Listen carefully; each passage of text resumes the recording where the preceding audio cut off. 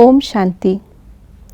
आज 11 जुलाई 2024 है और आज की मुरली में बाबा ने कॉन्ट्रास्ट बताया है क्रिमिनल आई का, सिविल आई का, अपार सुखों का, अपार दुखों का। और बाबा ने कहा कि इस समय कितने अपार दुख हैं उसकी लिस्ट बनाओ। लिस्ट बनाए या ना बनाए, लेकिन हम सभी जानते हैं कि इस संसार में कितने दुख हैं।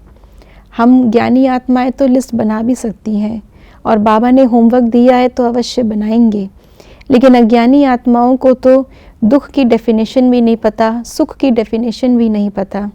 ऐसी आत्माओं के प्रति हम परोपकारी आत्माओं की क्या भावना होनी चाहिए, वो आज बाबा ने हमें अव्यक्त इशारों में बताई है। तो सुनते हैं आज के बाबा के अव्यक्त इशारे। जैसे बाप की महिमा में विशेष रहम दिल का गुण गाया जाता है, चाहे देश में चाहे विदेश में, बाप के आगे जाएंगे तो रहम दिल मर्सीफुल कहेंगे। तो आप सभी भी मास्टर रहमदिल हो। ऐसे रहमदिल बन सब पर उपकार करो। परोपकारी बनने के लिए ये रहम दिल का गुण बहुत बहुत आवश्यक है। इसीलिए फिर एक बार बाबा आज हमें यही स्वमान याद दिला रहे हैं, मैं मास्टर रहम दिल हूँ, मैं मर्सीफुल हूँ। जैसे बाबा ने दुनिया में कहा दुखों की लिस्ट बनाओ। जिन बातों को हम समझ सकते हैं कि ये दुख है, दुनिया वाले तो अज्ञानता में उस दुख को भी सुख मान रहे हैं, झूठ को भी सच मानकर चल रहे हैं, क्योंकि सत्य का पता ही नहीं। जब सत्य का पता नहीं तो बहुत सारे झूठ भी सत्य लगने लगते हैं। तो ये अज्ञानता के कारण ही अज्ञानी आत्माएं जो हैं वो दुख में जी रही हैं और ही दुख का आवाहन कर रही है।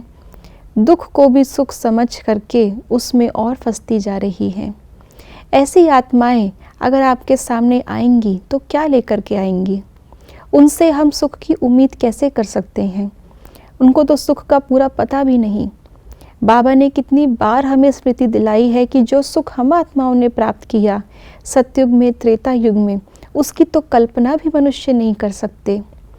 तो जिस सुख की वो कल्पना नहीं कर सकते, उस सुख को हम उनसे एक्सपेक्ट कैसे कर सकते हैं? हम उनसे उम्मीद कैसे रख सकते हैं? और हम सामने वाली आत्मा से ये उम्मीद रखते हैं और हमें प्राप्त नहीं होता तो हम उसको अपकारी समझ लेते हैं। वास्तव में वो अपकारी नहीं है, वो अज्ञानी है। अज्ञानी आत्मा को अपकारी समझना ये हमारा भी अज्ञान है। इसलिए मास्टर रहमदिल वही बन सकता है जो पहले मास्टर नॉलेजफुल हो। इसीलिए आज बाबा ने हमें वो नॉलेज, वो स्मृति दिलाई है।